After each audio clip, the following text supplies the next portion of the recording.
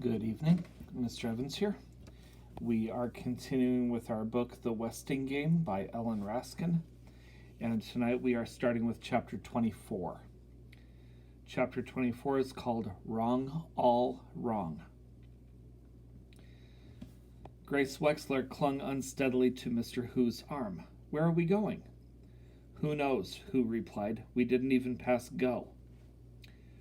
Partner sat with partner at the long library table, moaning with impatience as Ed Plum opened another envelope, removed a tagged key, tried to unlock the top right-hand desk drawer, reread the tag, unlocked the upper left-hand drawer, and found the next document. 15th. Wrong. All answers are wrong.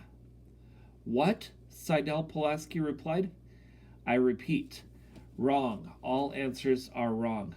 Partnerships are canceled. You are on your own. Alone. The lawyer will leave and return with the authorities at the appointed time. And time is running out. Hurry, find the name before the one who took my life takes another. Remember, it is not what you have, it's what you don't have that counts. Madame Hu knew from the shifting eyes that a bad person was in the room. She was the bad person. They would find out soon. The crutch lady had her writing book back, but all those pretty things she was going to sell, they wanted them back too. She would be punished. Soon. How much time do we have? Turtle asked. Ed Plum left the library without answering, and locked the door. Oh my. Flora Baumbach ran to the French doors. They opened. Seidel Pulaski complained of a chill, and the dressmaker had to shut the doors, but she left them unlatched, just in case. Mr. Hu said the tea tasted funny. Maybe they had all been poisoned. Denton Deer diagnosed paranoia. The doorman, who was pacing the room, replied that anyone who was not paranoid after being told that the murderer would kill again was really crazy.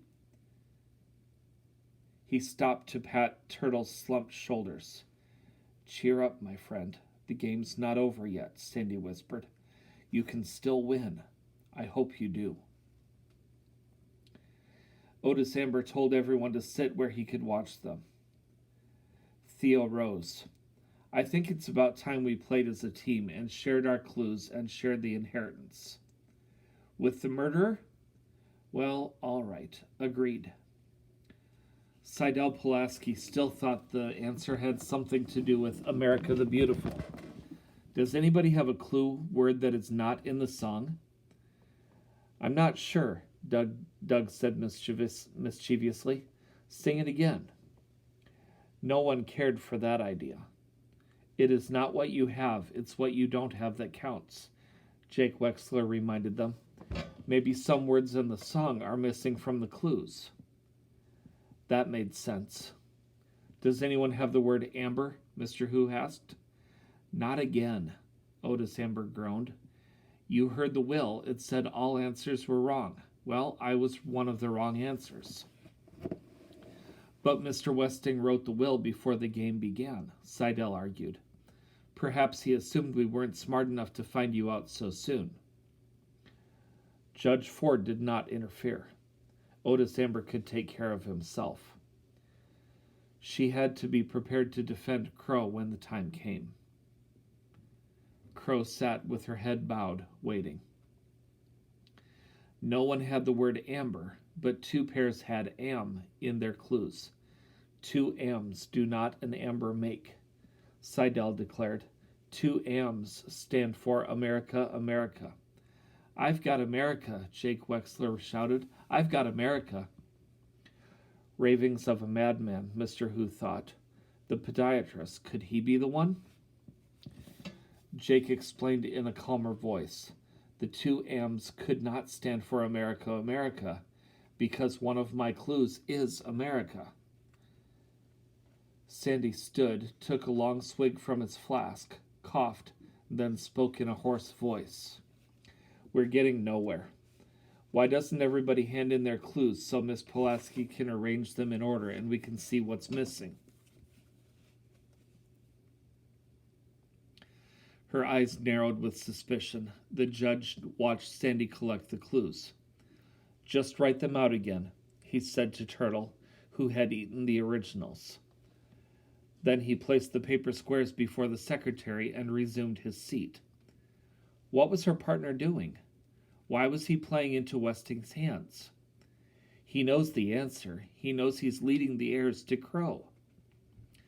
Again, the judge studied the doorman's battered face, the scars, the bashed-in nose, the hard blue eyes under those taped spectacles, the baggy uniform.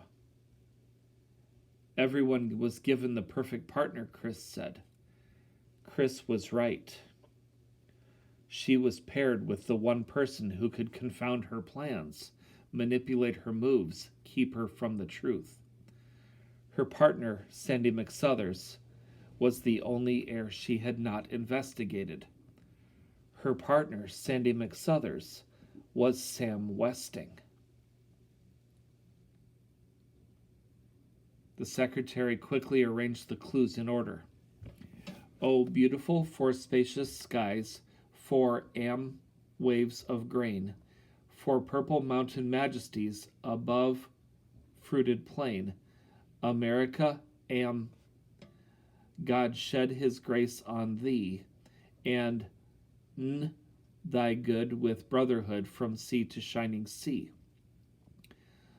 "The missing words," Seidel Pulaski announced, "are Burr, the Erica, and Crow.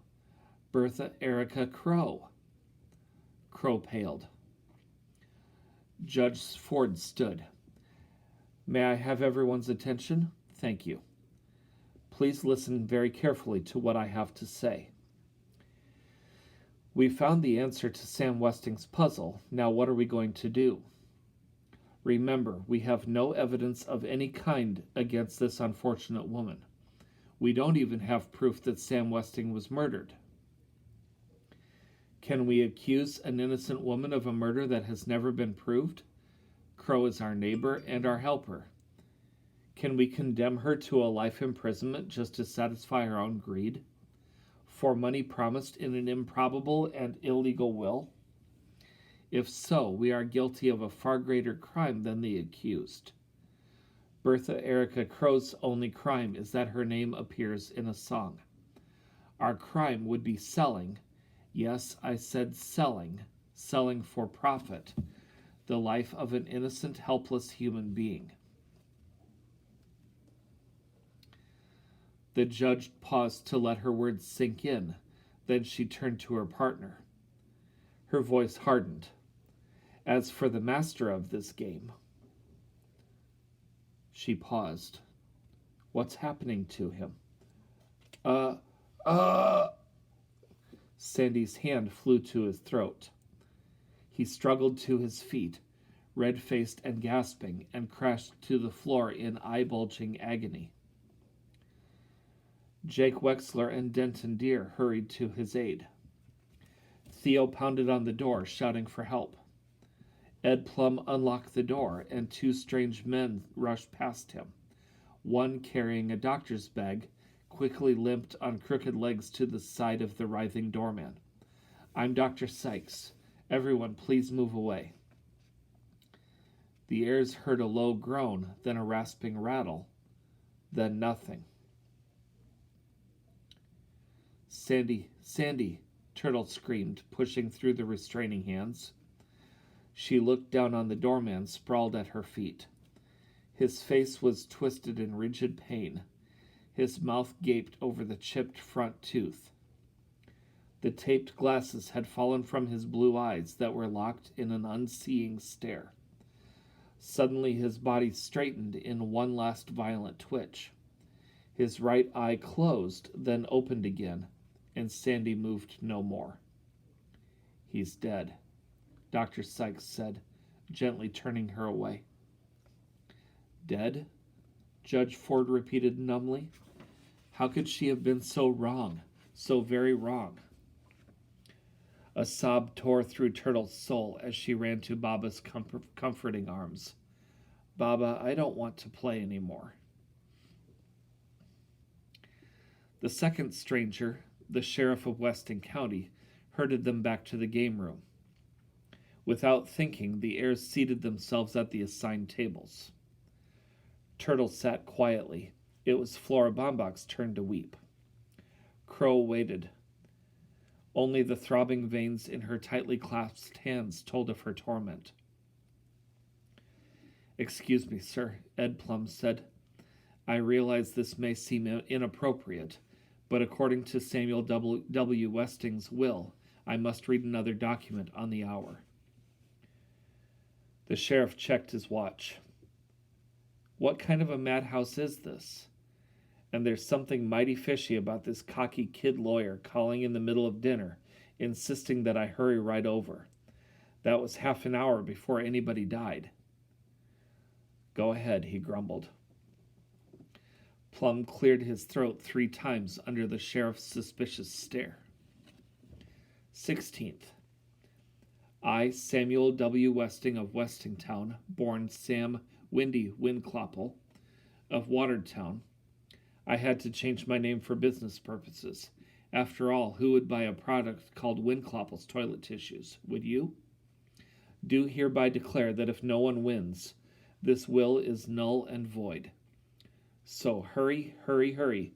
Step right up and collect your prize. The lawyer will count off 5 minutes. Good luck and a happy 4th of July. Windclopple? Did someone say Windclopple? Grace Wexler slurred. I knew Westing wasn't an immigrant's name, Seidel Pulaski said. I knew it. The man was insane, Denton Deer diagnosed. Shh!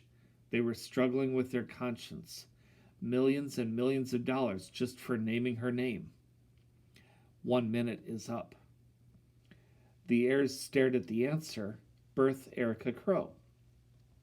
A religious fanatic, maybe even crazy, but a murderer? They had no evidence that Westing was murdered. The judge said so. Crow waited. She had not suffered enough for her sins. Her penance was yet to begin. 2 minutes are up. $200 million, Turtle thought, but who gets it? The last part the lawyer read wasn't very businesslike.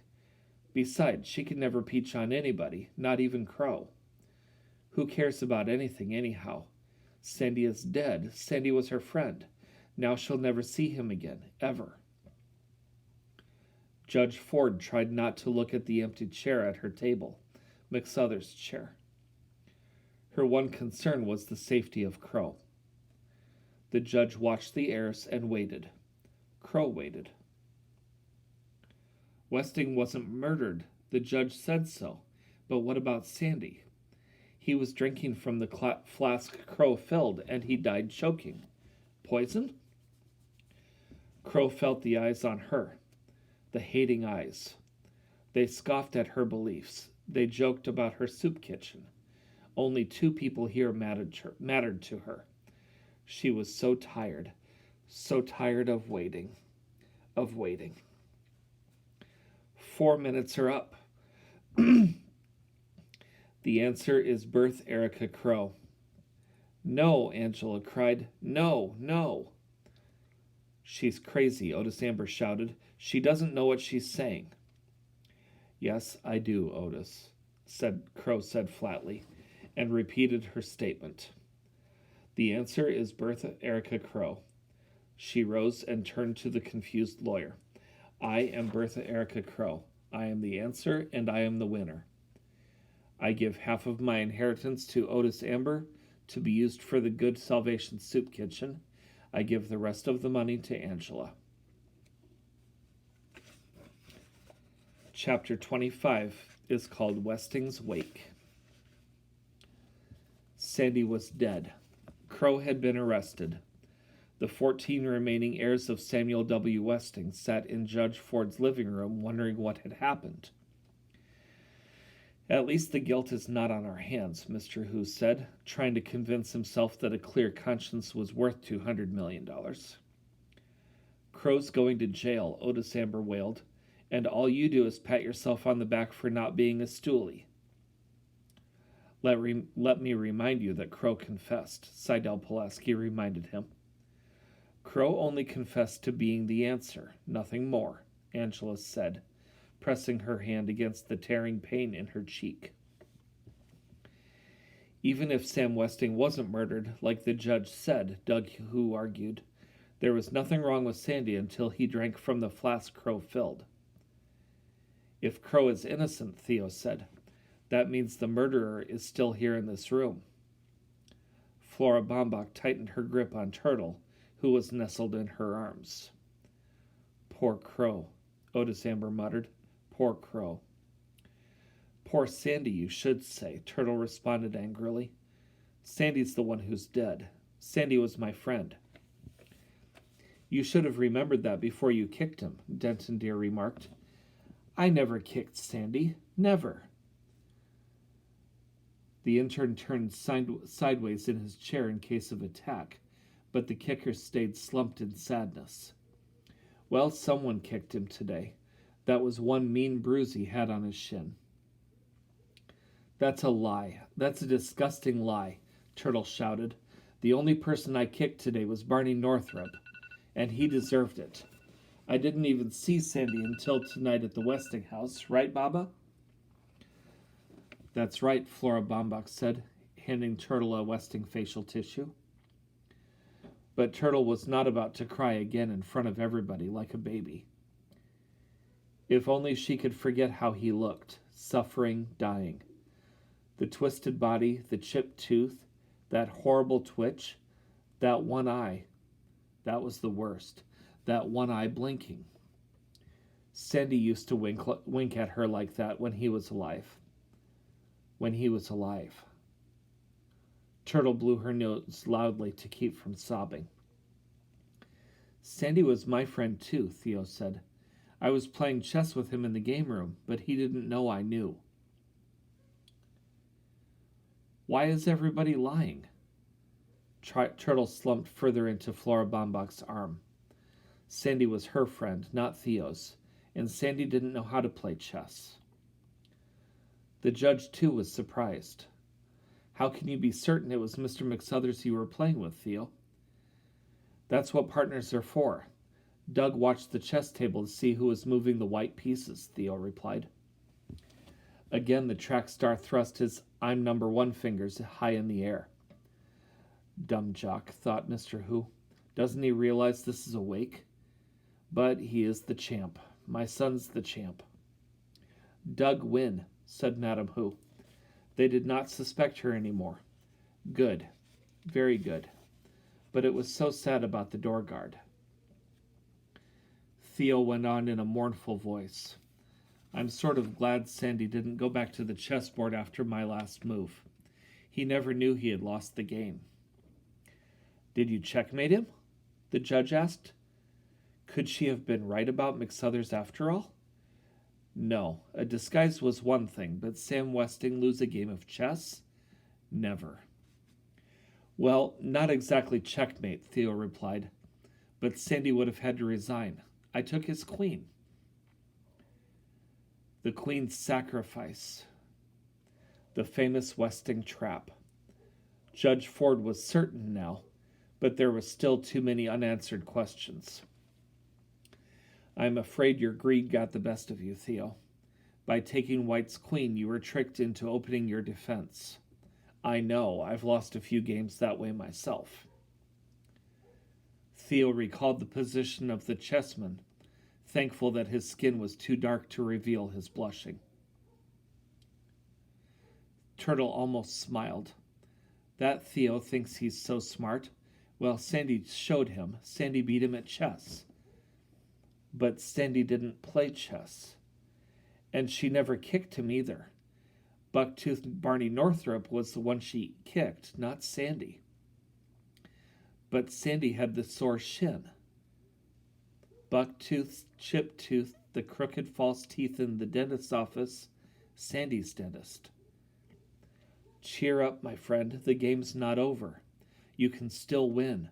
I hope you do. Those were the last words Sandy said to her. He winked when he said that. Winked. One eye winked. Dead Sandy had winked at her. Sandy had winked. "Oh my," Flora Baumbach exclaimed as Turtle suddenly bolted from her arms. "Angela, could I see your copy of the will?" Angela handed it over. She could not refuse her sister anything now. Turtle leaned against the dark window, poring over Seidel Pulaski's transcript of the will.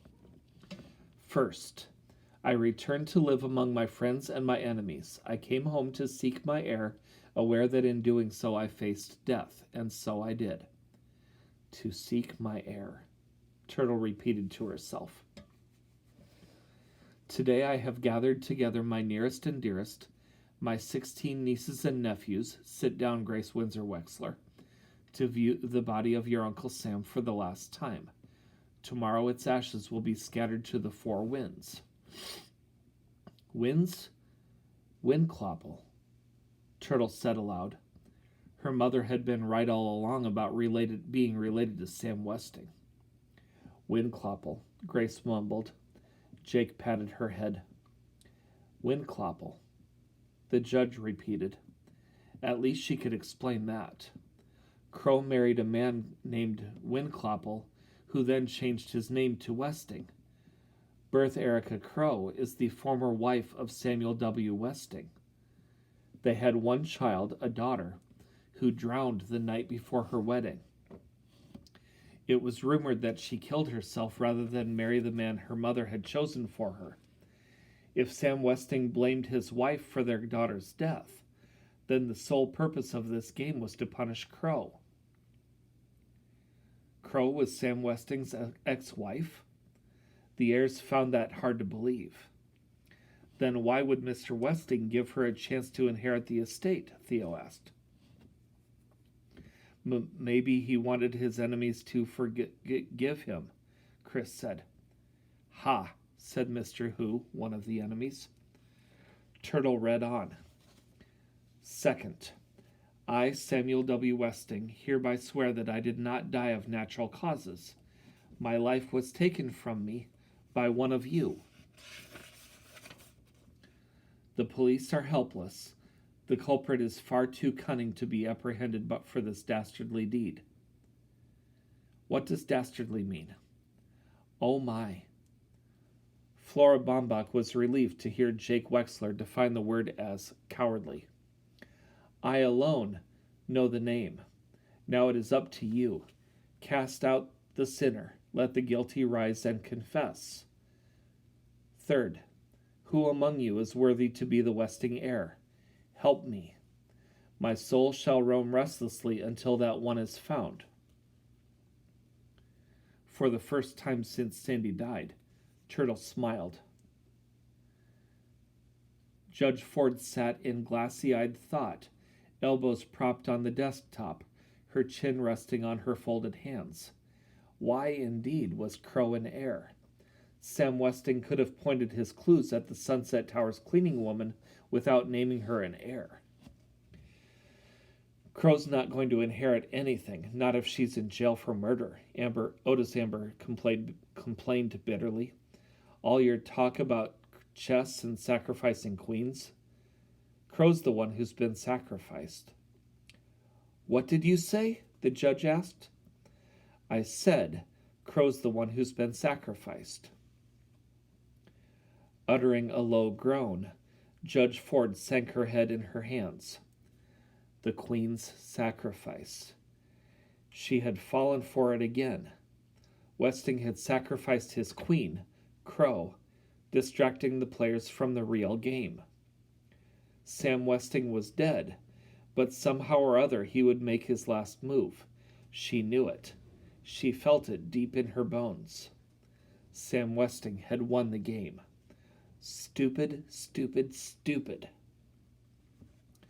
The heirs stared in amazement. First they are told that Samuel W. Westing was married to their cleaning woman. Now a judge is calling herself stupid. It couldn't be true. Sam Westing wasn't stupid, Denton Deere declared. He was insane. The last part of the will was sheer lunacy. Happy 4th of July, it said. This is November. It's November 15th, Otis Amber cried. It's poor Crow's birthday. Turtle looked up from the will. Crow's birthday?